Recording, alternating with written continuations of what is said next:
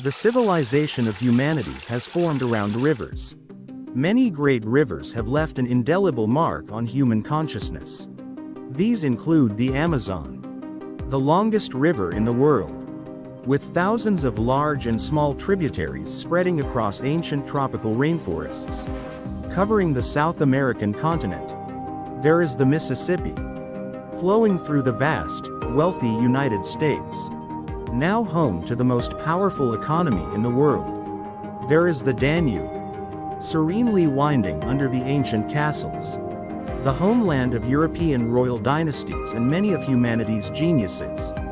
There is the sacred and mystical Ganges River, the bathing site and meeting point for millions of pilgrims, devoutly praying and seeking holy water.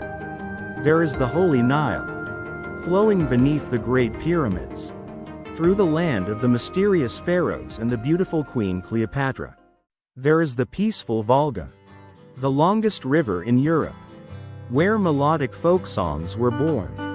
Hoang Ha River, Yangtze River, and Mekong River, the three largest rivers in Asia, all originating from the roof of the world, with part of the Mekong belonging to Vietnam. This documentary is dedicated to the Mekong, a great river of Asia, originating from the eternal snow mountains on the Chinese continent. The film does not contain profound discoveries, deep analyses, or scientific explanations, but rather simple information and temporary notes about journeys and efforts to approach the river. It aims to provide a glimpse into the vast and ancient mysteries of the river, which daily impacts a significant part of the country and the lives of the societies in the riverine nations. For generations, have these carefree children ever wondered where the water they bathe in daily comes from? If they did, the answer would be simple. The water flows from Cambodia. Of course, people in the delta nowadays have a much broader understanding. They are explained that the water of the Tien, Hao, Vam Nao, Ham Luang, County Chien, and Ba Lai rivers partly comes from the high mountains of China, that their homeland is the lower delta of one of the greatest rivers in the world. Regardless of how it is explained, to them, the Mekong River has always been and will always be dear. This is a vast land of rivers and water that has existed long before the lives of their ancestors. Life has always depended on these rivers. From rice fields, fish, gardens, folk songs, to folklore stories, everything is inseparable from the river. The total area of the Mekong Basin is approximately 795,000 square kilometers, with the upper part in China covering 161,000 square kilometers. The final part, the Mekong Delta, covers 39,000 square kilometers, which is 12% of Vietnam's territory. This land is extremely fertile, only 2-3 meters above sea level. Annually discharges about 475 billion cubic meters of water into the sea, carrying hundreds of millions of tons of silt, with thousands of kilometers of canals created over centuries. Irrigation has been somewhat improved, especially for farming. However, cultivation still mainly depends on nature, beyond human intervention. While rice, which supplies 80% of Vietnam's annual rice exports, ranks third in the world, 4,000 kilometers upstream, under the snow-capped mountains. People grow wheat, a common food in the north that requires very little water. The benefits that the Mekong brings are diverse, including water for daily use, waterway transportation, hydropower, tourism, and industry. However, the most important is agriculture. The Mekong Delta is the largest granary in Vietnam, a vital part of the tropical world's food supply. The national benefits from the water resources of the river basin countries, though varying in degree, are immense. The most important part of these resources is in Laos, followed by China, then Cambodia. For Vietnam, the Mekong Basin accounts for only 12% of the territory with about 25% of the population. But it provides up to 57% of the country's total average water volume. The rich resources brought by the Mekong are vital for this entire river region. Across the Vietnamese Delta, There is no other delta as vast and fertile as this one. Although the length of the Mekong River in our country is only ranked 5th, after China, Laos, Thailand, and Cambodia. Millions of farmers live prosperously mainly thanks to their orchards. Growing is easy, and consumption is also very convenient because the fruits are favored. The superiority of the delta fruits is evident in both quantity and quality. For a long time, they have been a commercial product, not just a byproduct of rice. As in many other regions where they are used for subsistence. The main reason for this development is the soil conditions provided by the Mekong. There are many figures regarding the length of the main stream of the Mekong. Here we use a relatively new number of 4,800 kilometers, of which the section in China accounts for half at 2,400 kilometers. Next is Laos with 1,800 kilometers, the remaining 600 kilometers belonging to Cambodia and Vietnam.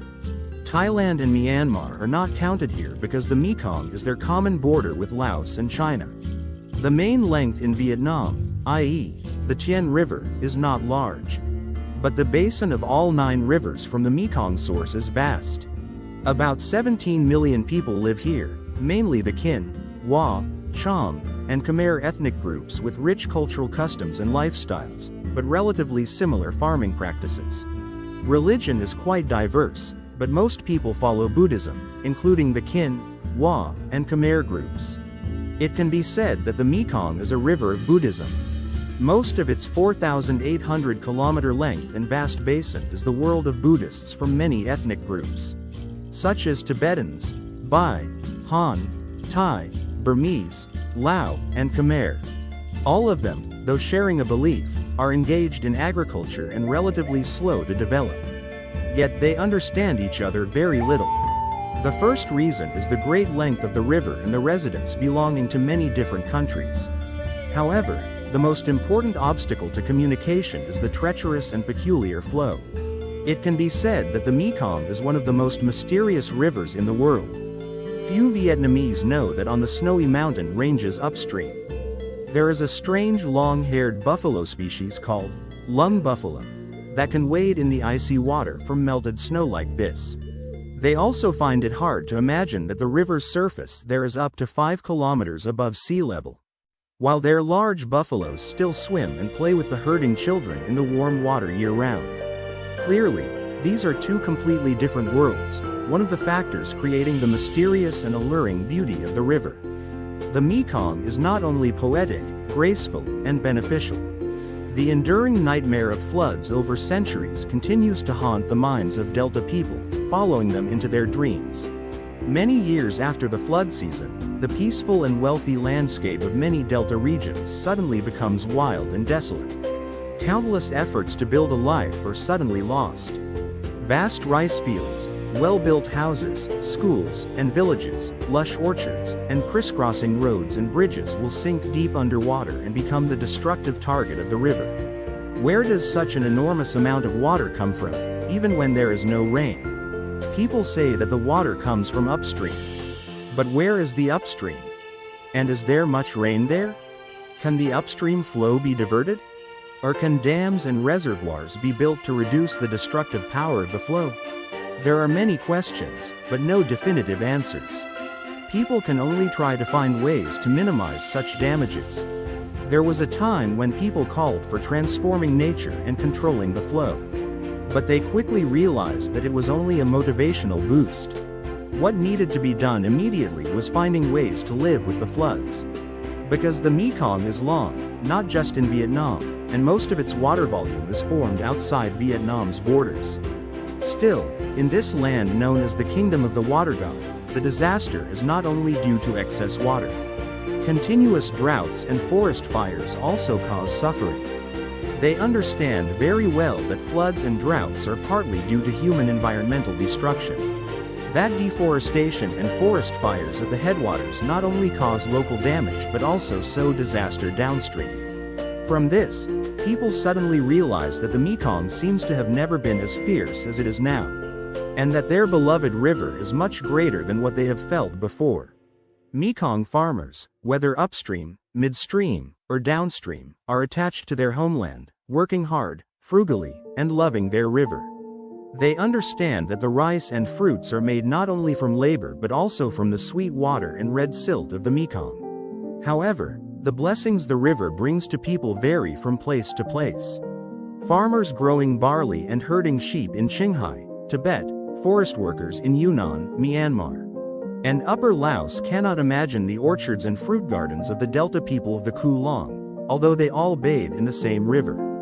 The 4,800-kilometer flow, with a terrain height difference of up to 5,000 meters, split and separated by massive mountain ranges, has caused the isolation of the residents.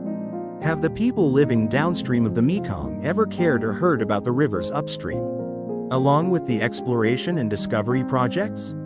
In fact, this work has a history of over a century, carried out by Europeans and bringing many results. The Mekong Basin not only has vast water areas and fertile fields. A more comprehensive image of the flow along its diverse length is needed, even though the search is extremely difficult and will take decades.